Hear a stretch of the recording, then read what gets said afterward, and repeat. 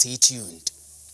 In the last 2 weeks, 10 are confirmed close contacts of cases, and 6 have neither a recent travel history nor a known contact, while 6 were just recently detected on an offshore oil vessel. 3 persons have been discharged from treatment, and as we said yesterday, we have sadly lost 1 patient.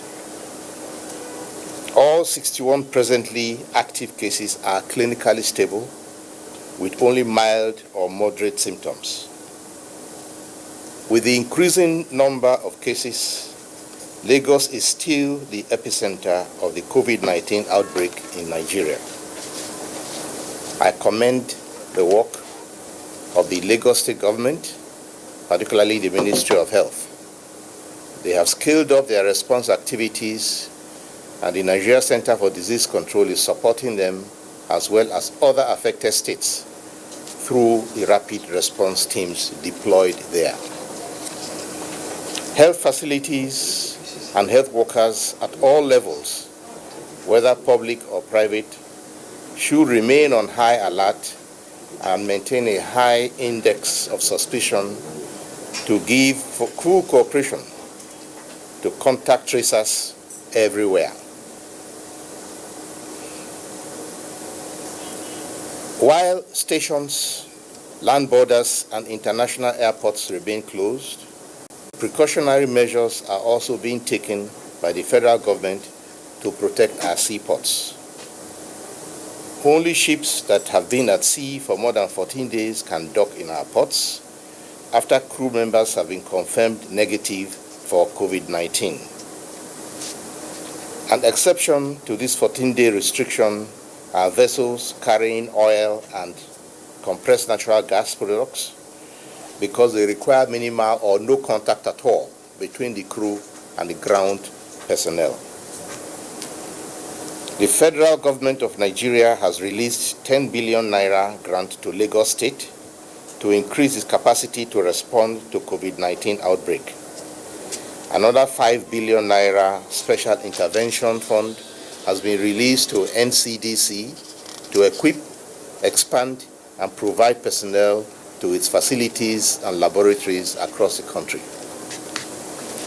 The federal government also, through the Nigeria Air Force, has made provisions to bring back essential NCDC staff who have been away on training but could not return to Nigeria due to the instituted measures to close down airports in Nigeria and other countries. One major item in our disease containment strategy is social distancing, which we emphasize again, and it is again being repeatedly announced. Directives have been issued at national and state level to limit large gatherings, including religious, social, and political gatherings, while schools and event centers have now been shut down. Some states have put the maximum number of gatherings at 50, but a general order will be announced soon.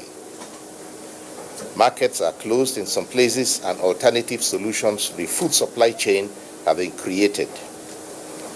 More measures may need to be instituted by the federal and state governments as the situation evolves. Once again, the inconveniences are regretted, and we do enjoin you to pass that on to the Nigerian population. And I urge all citizens to please accept and practice these instructions, as they are for our own common good and in the interest of all of us. These directives are not only being implemented at state level, but also at federal level. As you all know, the weekly Federal Executive Council meeting has been suspended till further notice. A circular has also been issued to the head of service of the Federation to direct public servants on grade level 12 and below, those who are doing non-essential roles, to work from home. The other critical measure we are taking is contact tracing, which is going on all over the country, to identify persons who have been in close contact with confirmed cases. The Federal Ministry of Health is working closely with states and the Presidential Task Force on COVID-19 to review response activities and to institute measures to protect the health and well-being of Nigerians. The Multi-Sectoral Emergency Operations Center, led by NCDC, coordinates it and other national response activities. NCDC has launched a WhatsApp platform, a free-to-use service to provide a central source of accurate, verified, and current information on COVID-19 in Nigeria. More details can be found on NCDC COVID-19 website and on social media platforms.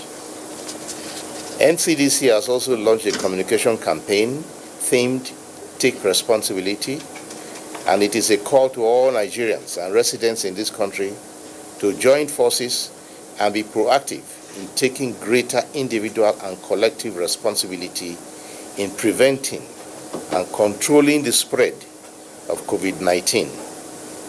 Please join this collective effort through your social media platforms. Importantly, I again remind all citizens that this is not an assignment for government alone, but for all of us. I urge you to play your part in your own little way by taking social distancing very seriously as a mark of your individual social responsibility and your contribution to preventing the spread of the disease in Nigeria. Ensure you maintain at least 2 meters of physical distance between yourself and anyone who is coughing or sneezing. I thank all Nigerians who have supported government's effort to contain this pandemic.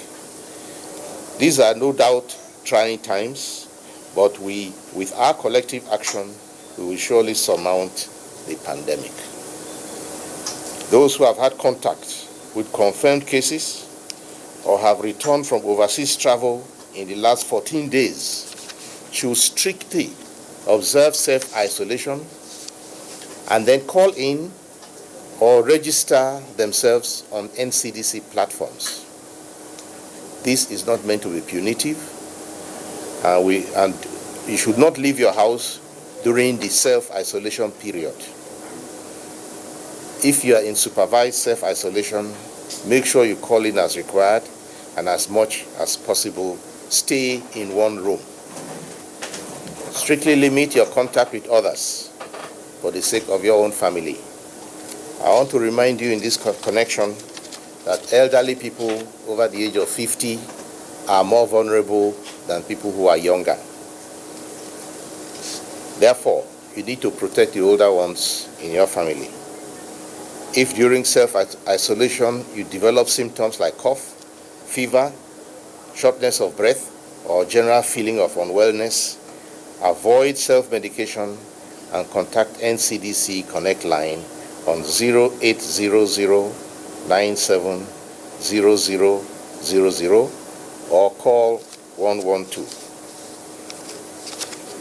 For emphasis, I again urge all of you to take your health seriously and protect others by continuing to do the following. Regularly and thoroughly wash your hands with soap and water, and if not possible, use an alcohol-based hand sanitizer. Maintain at least 2 meters distance between yourself and anyone who is coughing or sneezing repeatedly. Be sure you and people around you follow good respiratory hygiene, meaning that you cover your mouth and your nose with a tissue or handkerchief when coughing or sneezing, and dispose of the used tissue immediately. Alternatively, use your sleeve and cough into your sleeve at your elbow level if you do not have tissue available. Do not mingle with people or congregate unnecessarily, but rather stay at home if you feel unwell with symptoms like fever, cough, and sneezing. Do not abuse chloroquine or any medication or derivatives until they are officially validated and approved by global authorities. Misuse of drugs can do you harm.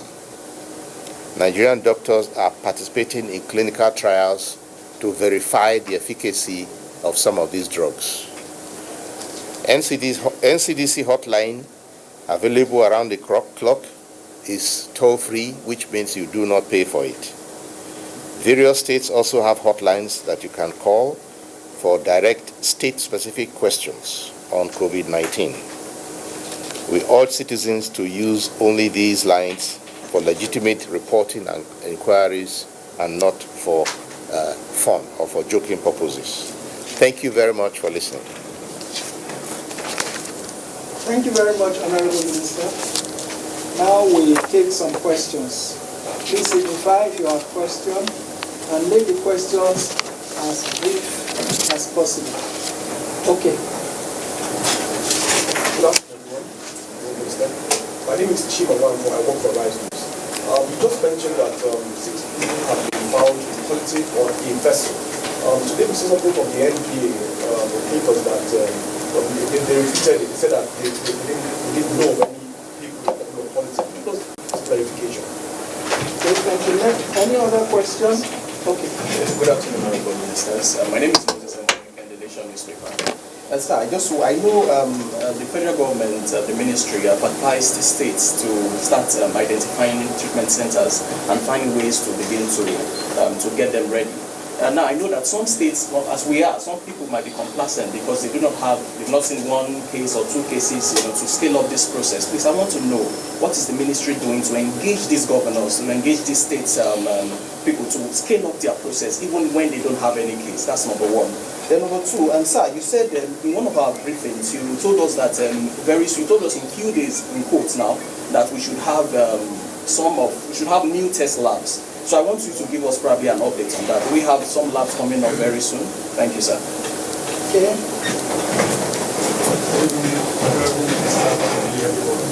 My name is Jonas, I'm from Champion. Just yesterday, there was a briefing by the CBN governor where he said the federal government needs to cover $120 billion to tackle this challenge. And they called for donation from individuals and corporate organizations.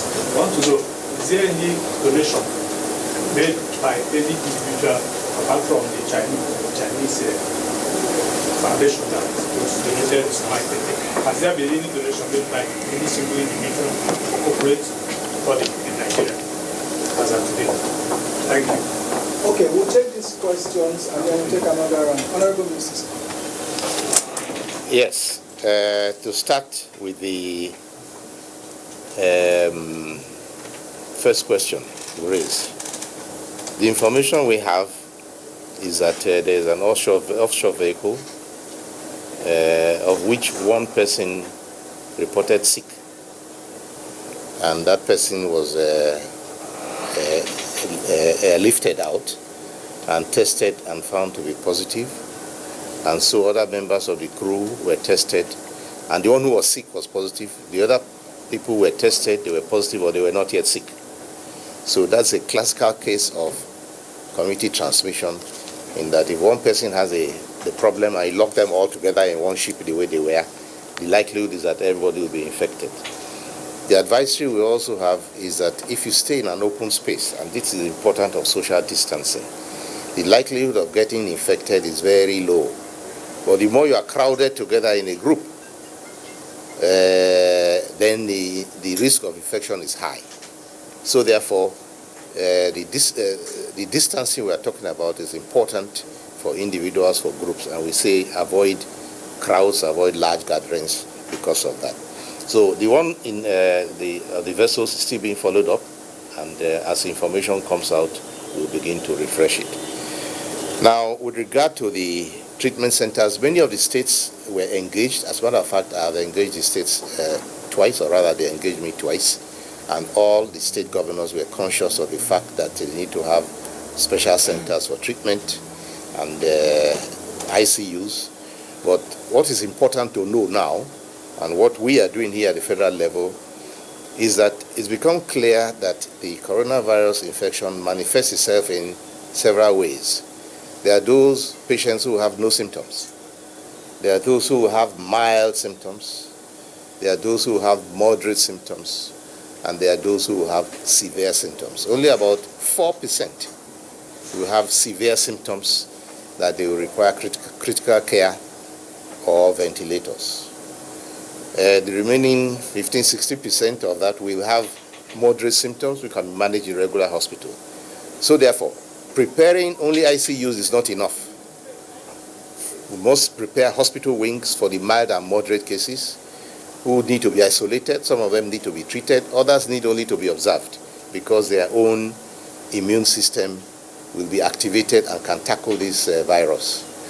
So therefore, the advisory to all states is to also prepare isolation centers of different levels for citizens who do not have need for ICU or for ventilators, who have mild and moderate cases and need to be treated, but also need to be isolated from the rest of the community for the period for which they are able to transmit.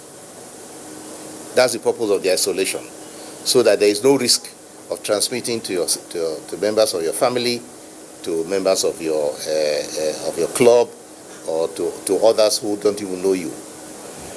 Now, the question of new labs is being actively pursued. We are trying to reconfigure certain laboratories we already have to be able to do this test for coronavirus. I already mentioned that we are looking at the labs in Abakaliki, Ibadan, Maiduguri, and so on. And we have a donation for a laboratory in Kano, which we are placing in Kano, and to scale up their testing. We have also ordered yesterday, which the permanent secretary has sent out information that all laboratories now should, the ones working now, the 5 we have now, should be working around the clock in shift, so that you have shifts working around the clock and not just during daytime. We are doing that in order to increase the speed, or rather the number of cases that can be tested in a day. So with that now, we hope we'll get more. If we do more case finding, they can be tested as early and as quickly as possible to increase the turnover. As for donations, yes, we have received donations from the Chinese embassy. We also received donations from Mr. Jack Ma, and we have promises of donations from the United Nations family, from the European Union, and support from various other countries bilateral with whom we have bilateral relations.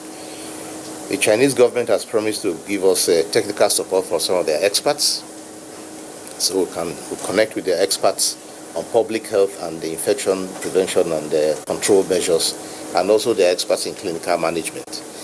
So we shall be taking up that offer to get the expertise directly from China, who have a lot of experience in this with this problem. Those are the questions. Okay, channels. Good afternoon, sir. My name is Friday. I'm a reporter with Channels TV. I'd like to know, most states across the country are already locking down.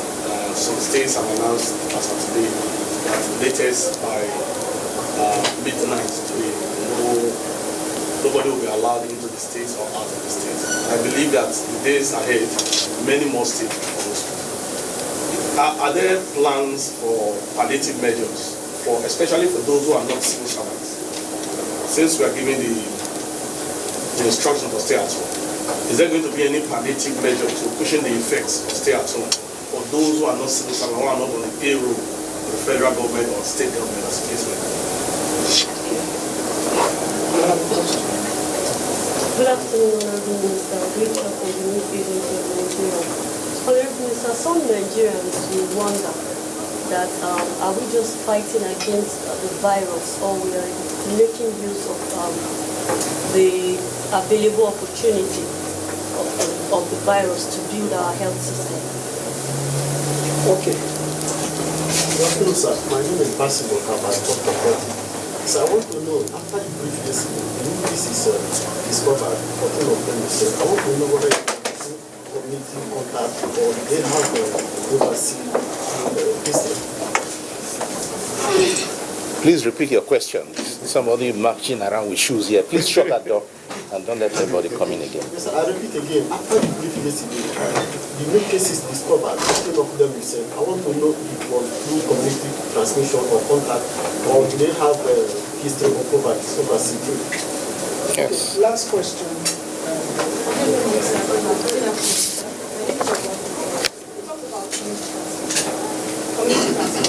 I want to know, as it is now, it's worrisome. Do we have challenge with contact tracing? Yeah. Okay, thank you very much. First of all, contact tracing is a very intensive job. It's left to experts. It's led by those who are specialized in that field, and it means going down to the grassroots to find the addresses that you are given and check out the people and check out the phone numbers. I want to use the opportunity to appeal for cooperation from everybody, from all citizens generally, and also from as a cooperation of the law enforcement authorities and of community leaders and local government and state leaders, because there are areas where people immediately are suspicious when you come asking questions. It is meant for our own good, so provide the information that they request. There are also situations where some people deliberately give false address or false phone numbers. That is not a good thing. It is not helpful. It is not meant to inconvenience you. It is meant to help the community in which we live. So the community tracing generally is led at state level and led by people who know the communities. So you recruit people from each community to lead the way, so that it's not every area that you see absolutely strange faces. And we're able to use that method to track down those who may be in need of testing.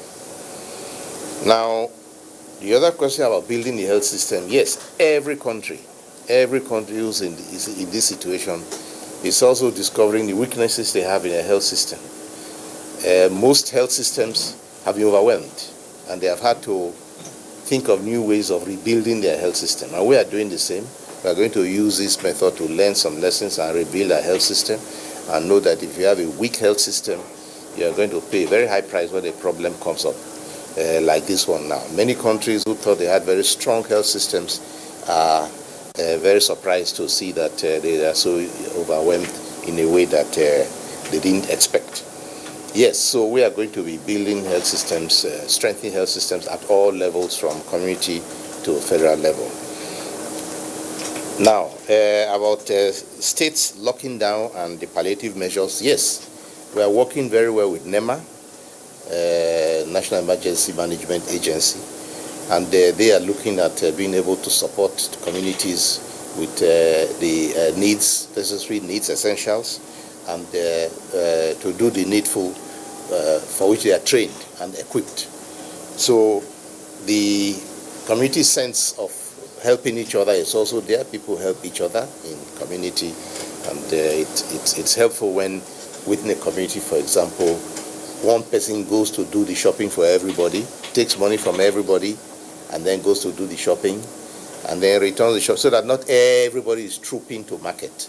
So that kind of community support is necessary to reduce exposure to risks. So they take it in turns to do shopping for their communities, and also to help each other with needless travels and needless movement. So that is the point for support and palliative measures. Honorable Minister, Permanent Secretary, gentlemen of the press, thank you very much for this moment and this time. And that brings us to the end of this press briefing. Thank you very much.